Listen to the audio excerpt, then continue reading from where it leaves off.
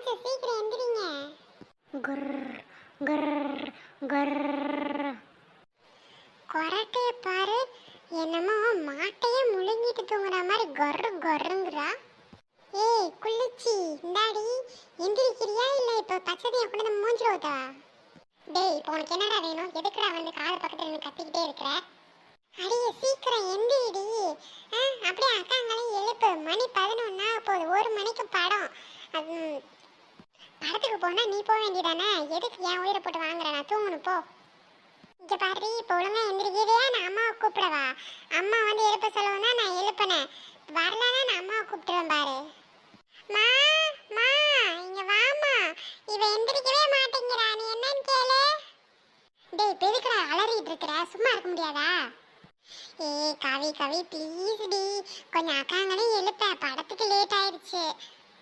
ஆமா ஆமா, உனக்கு ஏதாவது வேணும்னா மட்டும் மூஞ்சி எப்படி வச்சுக்கோ பாவம் போல. என் செல்ல தங்கச்சி இல்ல, என் பட்டு தங்கச்சி இல்ல, அண்ணன் சொல்றதெல்லாம் கேப்பீல. ஆமா ஆமா, எனக்கு வேற வேலை இல்ல. அக்கா அக்கா கொஞ்சம் எந்திரிங்க அக்கா, மணியாச்சு. ஆஹா, நல்லா விடிஞ்சிருச்சு போலயே. மணி என்ன இருக்கும்? அக்கா மணி 12 ஆகுதுக்கா. என்னடா சொல்ற? 12 ஆயிருச்சா? ஐயோ, இவ்வளோ நேரமா தூங்கிட்டோம். ஆமா, மணி 12 ஆகி அம்மா எப்படி நம்மளை தூங்க விட்டா? இது புதுசா இருக்கே. ஏண்டி நேற்று நைட்டு ஃபுல்லாக ஒரே ஆட்டம். மணி 12 1 மணிக்கு தூங்குனா அடுத்த நாள் காலை 12 1 மணிக்கு தான் எந்திரிக்க முடியும். இப்படியே மற்ற நாளும் தூங்கலாம்னு நினச்சிடாதீங்க. பிச்சு போடுவேன் பிச்சு. ஸ்கூலுக்கு போகிற நினைப்பு இருக்கா இல்லையா? வாங்க பெரியம்மா, நான் தான் இப்போ எல்லாத்தையும் எழுப்புனேன். இல்லைன்னா இன்னும் தூங்கிட்டு தான் இருந்திருப்பாங்க. அம்மா இன்னைக்கு லீவு தானே ஸ்கூலு, கொஞ்சம் அசதியாக தூங்கிட்டோம். சரி வேணா படத்துக்கு போகணுன்னு ஏதோ காலையிலே வந்து கத்திட்டு இருக்கா.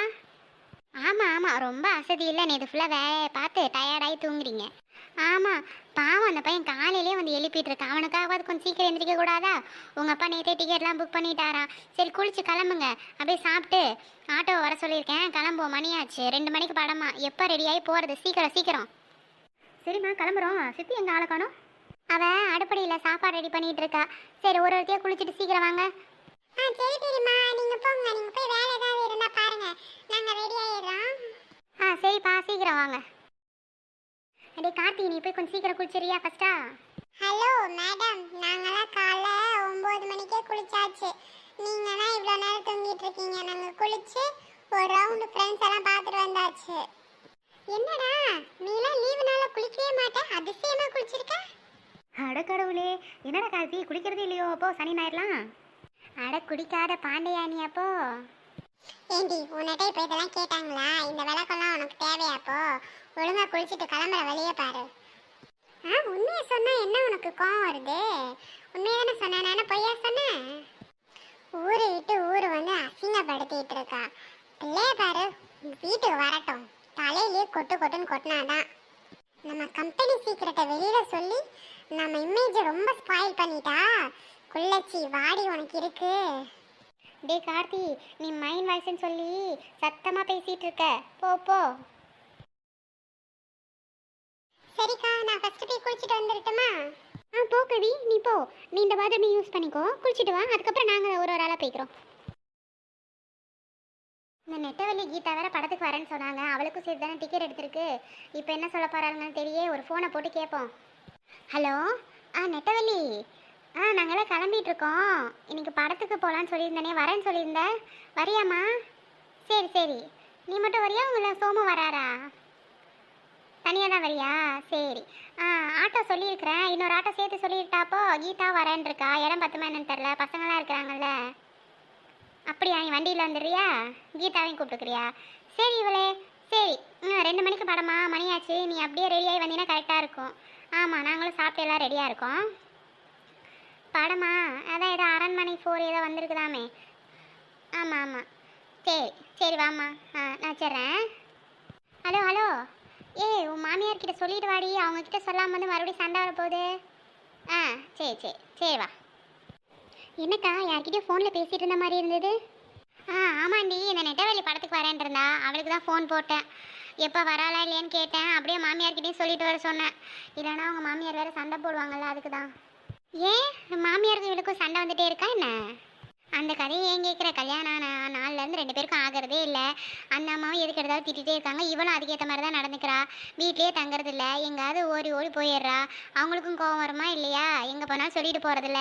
நைட் ஆனாலும் வீட்டுக்கு வர்றதில்ல போல், லேட்டாக வர்றாளாம். அதான் ஒரே சண்டை.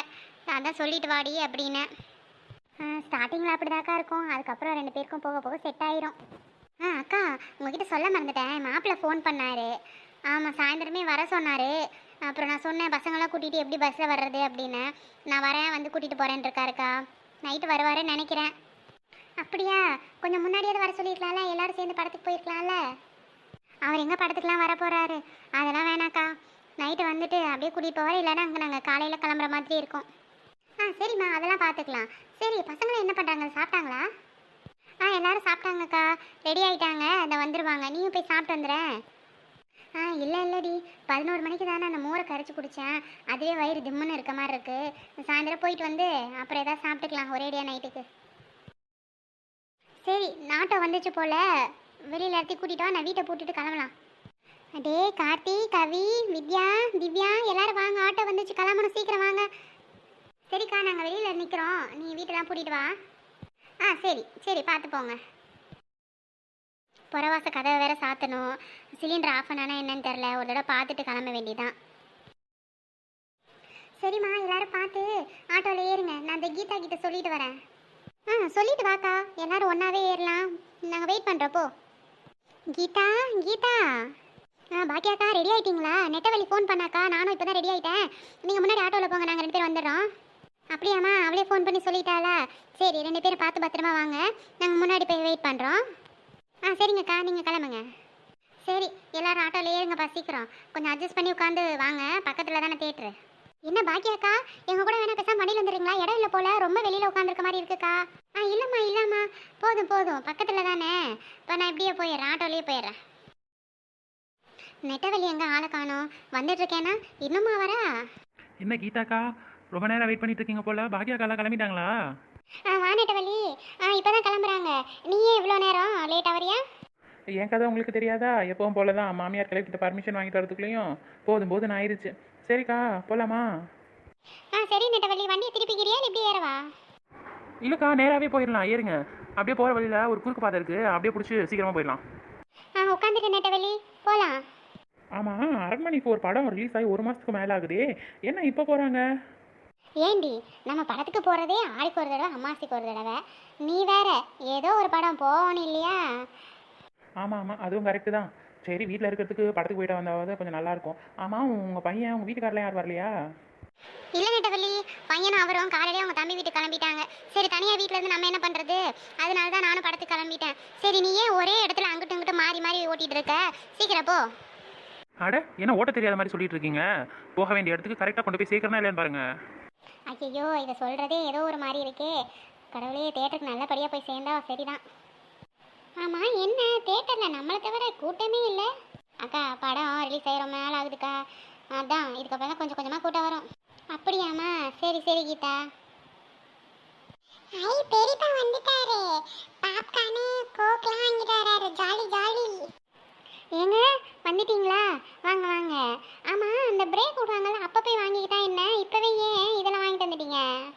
இல்லை பாக்கியா, அப்போது கூட்டமாக இருக்கும், வாங்க முடியாது, அதான் இப்போயே வாங்கிட்டு வந்துட்டேன். இருட்டா வேற இருக்குமா, பசங்களை எல்லாத்தையும் கூட்டிகிட்டு போயிட்டு வரணும். வேணாம். சூப்பர்ண்ணா, அதுவும் கரெக்டு தான். ஓ கீதா, நெட்டவெளி, நீங்களும் வந்திருக்கீங்களா? ஆமாம், பாக்கியா சொன்னா 2 டிக்கெட் சேர்த்து எடுங்கன்னு.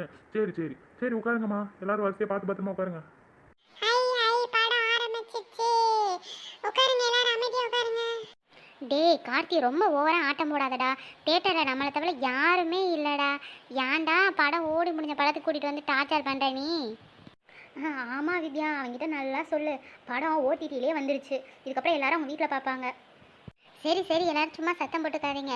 எல்லாரும் சேர்ந்து குடும்பத்தோட தேட்டர் வர்றது நல்லா தானே இருக்கும். ஆமாம், ஆளாளுக்கு இப்படியே பேசிட்டு இருந்தால் படத்தை பார்க்குறதா வேண்டாமா? என்னதான் முடிவு பண்ணிட்டு வந்திருக்கீங்க? எல்லாரும் கப்பு சுப்புன்னு உட்காந்து படத்தை பார்க்கணும், சரியா? நெட்டவழி சொல்கிறத கேளுங்க, பேசாம படத்தை பாருங்க.